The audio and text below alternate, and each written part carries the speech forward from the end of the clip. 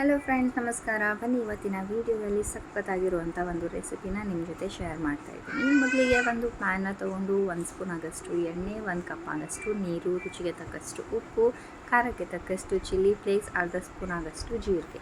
So ಎಲ್ಲನ ಹಾಕ್ಕೊಂಡು ನೀರನ್ನು ಚೆನ್ನಾಗಿ ಬಾಯ್ಲ್ ಮಾಡೋದಕ್ಕೆ ಬಿಡಿ. ಬಾಯ್ಲ್ ಆದಮೇಲೆ ಫ್ಲೇಮ್ನ ಲೋ ಇಟ್ಕೊಂಡು ಅರ್ಧ ಕಪ್ ಆಗಷ್ಟು ಬಾರೀಕ್ ರವೆನ ನಾನು ಆ್ಯಡ್ ಮಾಡ್ಕೊತಾ ಇದ್ದೀನಿ. ಸೊ ಲೋ ಫ್ಲೇಮ್ ಮೇಲೆ ಇಟ್ಕೊಂಡು ಚೆನ್ನಾಗಿ ಒಂದು ಸಲ ಮಿಕ್ಸ್ ಮಾಡ್ಕೊಳ್ಳಿ. ಎಲ್ಲಿವರೆಗೂ ಅಂತಂದರೆ ಈ ರವೆದಲ್ಲಿ ನೀರಿನ ಕಂಟೆಂಟ್ ಎಲ್ಲ ಹೋಗಬೇಕು. ಸೊ ನೀರೆಲ್ಲ ಹೋಗೋವರೆಗೂ ಚೆನ್ನಾಗಿ ಈ ಥರ ಮಿಕ್ಸ್ ಮಾಡ್ಕೊಳ್ಳಿ. ಆ್ಯಂಡ್ ಫ್ರೆಂಡ್ಸ್, ಇನ್ನೂ ನೀವು ನನ್ನ ಚಾನಲ್ಗೆ ಸಬ್ಸ್ಕ್ರೈಬ್ ಆಗಿಲ್ಲ ಅಂದರೆ ಸಬ್ಸ್ಕ್ರೈಬ್ ಮಾಡ್ಕೊಂಡಿರಿ. ಸೊ ದ್ಯಾಟ್ ನಿಮಗೆ ಇದೇ ಥರ ನ್ಯೂ ರೆಸಿಪೀಸ್ ನನ್ನ ಒಂದು ಚಾನಲಲ್ಲಿ ನಿಮಗೆ ನೋಡೋದಕ್ಕೆ ಸಿಗುತ್ತೆ.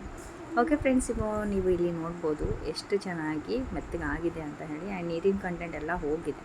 ಸೊ ಇವಾಗ ಏನಪ್ಪ ಅಂತಂದರೆ ಲಿಡ್ನ ಕ್ಲೋಸ್ ಮಾಡಿಕೊಂಡು 1 ನಿಮಿಷ ಲೋ ಫ್ಲೇಮ್ ಮೇಲೆ ಚೆನ್ನಾಗಿ ಕುಕ್ ಮಾಡೋದಕ್ಕೆ ಇಡಿ.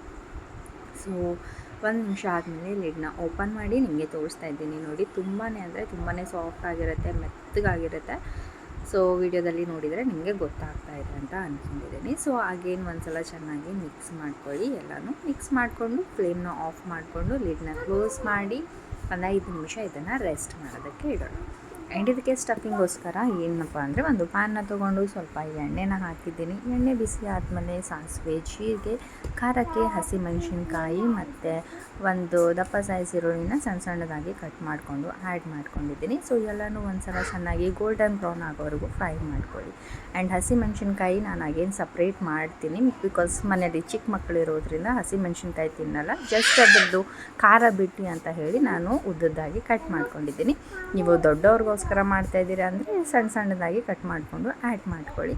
ಸ್ವಲ್ಪ ಅರಿಶಿಣ, ಹಿಂಗೆ, ರುಚಿಗೆ ತಕ್ಕಷ್ಟು ಉಪ್ಪನ್ನು ಹಾಕ್ಕೊಂಡು ಒಂದು ಸಲ ಮಿಕ್ಸ್ ಮಾಡಿದಾದಮೇಲೆ 4 ಆಲೂಗಡ್ಡೆನ ಚೆನ್ನಾಗಿ ಬಾಯ್ಲ್ ಮಾಡಿಕೊಂಡು ಗ್ರೇಟ್ ಮಾಡಿಕೊಂಡು ನಾನು ಆ್ಯಡ್ ಮಾಡ್ಕೊಂಡಿದ್ದೀನಿ. ಸೊ ಗ್ರೇಟ್ ಮಾಡೋದ್ರಿಂದ ಆಲೂ ಚೆನ್ನಾಗಿ ಈ ಥರ ಸಾಫ್ಟ್ ಆಗುತ್ತೆ. ಸೊ ನೋಡ್ತಾ ಇದ್ದೀರಾ ವೀಡಿಯೋದಲ್ಲಿ. ಸೊ ಎಲ್ಲನೂ ಒಂದು ಸಲ ಚೆನ್ನಾಗಿ ಮಿಕ್ಸ್ ಮಾಡ್ಕೊಂಡಿದ್ರೆ ಮುಗಿದು ಸ್ಟಫಿಂಗ್ ಕೂಡ ಪ್ರಿಪೇರ್ ಆಗುತ್ತೆ. ಸೊ ಇದನ್ನು ತಣ್ಣಗಾಗೋದಕ್ಕೆ ಬಿಡೋಣ. ಆ್ಯಂಡ್ ಇಲ್ಲಿ ಒಂದು ಬಟ್ಲಲ್ಲಿ 1.5 ಸ್ಪೂನ್ ಆಗಷ್ಟು ಕಾರ್ನ್ಫ್ಲೋರ್ನ ಆ್ಯಡ್ ಮಾಡಿದ್ದೀನಿ. ಕಾರ್ನ್ಫ್ಲೋರ್ ಇಲ್ಲ ಅನ್ನೋರು ಮೈದಾ ಹಿಟ್ಟು ಕೂಡ ಆ್ಯಡ್ ಮಾಡ್ಬೋದು, ಇಲ್ಲಾಂತಂದರೆ ಗೋಧಿ ಹಿಟ್ಟು ಕೂಡ ಆ್ಯಡ್ ಮಾಡ್ಬೋದು. 1.5 ತೊಗೊಂಡಿದ್ದೀನಿ, ಇದು ಕೂಡ ಜಾಸ್ತಿನೇ ಆಯಿತು. 1 ಸ್ಪೂನ್ ತೊಗೊಂಡ್ರೆ ಸಾಕು. ಸೊ ಇದಕ್ಕೆ ರೆಡ್ ಚಿಲ್ಲಿ ಫ್ಲೇಕ್ಸ್, ಸ್ವಲ್ಪ ಕೊತ್ತಂಬರಿ ಸೊಪ್ಪು, ಸ್ವಲ್ಪ ನೀರನ್ನು ಹಾಕ್ಕೊಂಡು ಸ್ಲರಿನ ಪ್ರಿಪೇರ್ ಮಾಡ್ಕೊಳ್ಳಿ. ಇದು ಜಸ್ಟ್ ಫಾರ್ ಕೋಟಿಂಗ್ ಪರ್ಪಸ್ಗೆ. ಇದರಿಂದ ಏನಪ್ಪ ಅಂತಂದರೆ ತುಂಬಾ ಕ್ರಿಸ್ಪಿನೆಸ್ ಬರುತ್ತೆ ಒಂದು ಕೋಟಿಂಗ್ ಆ್ಯಡ್ ಮಾಡೋದ್ರಿಂದ. ಸೊ ಚೆನ್ನಾಗಿ ಒಂದು ಸಲ ಮಿಕ್ಸ್ ಮಾಡಿಕೊಂಡು ಇದು ಕೂಡ ಸೈಡಿಗೆ ಎತ್ತಿಡೋಣ. ಇವಾಗ ನಾವು ರವೆ ಏನು ಇದು ಮಾಡ್ಕೊಂಡಿಟ್ಟಿದ್ವಿ, ಸೊ ಅದು ಕೂಡ ಇಲ್ಲಿ ನೀವು ನೋಡ್ಬೋದು ತುಂಬಾ ಅಂದರೆ ತುಂಬಾ ಸಾಫ್ಟಾಗಿ ಬಂದಿದೆ. ಸೊ ಇದನ್ನು ಕೂಡ ಇವಾಗ ಚೆನ್ನಾಗಿ ಒಂದು ಸಲ ಕಲಿಸ್ಕೊಳ್ಳೋಣ. ಲೈಕ್ ಗೋಧಿ ಹಿಟ್ಟೆಲ್ಲ ಯಾವ ರೀತಿಯಾಗಿ ನೀವು ಕಲಿಸ್ಕೊಳ್ತೀರಲ್ವ, ಚೆನ್ನಾಗಿ ನಾದ್ತೀರಲ್ವ, ಸೊ ಅದೇ ರೀತಿಯಾಗಿ ಕೈಯಿಂದ ಚೆನ್ನಾಗಿ ಒಂದು ಸಲ ನಾದ್ಕೊಳ್ಳಿ.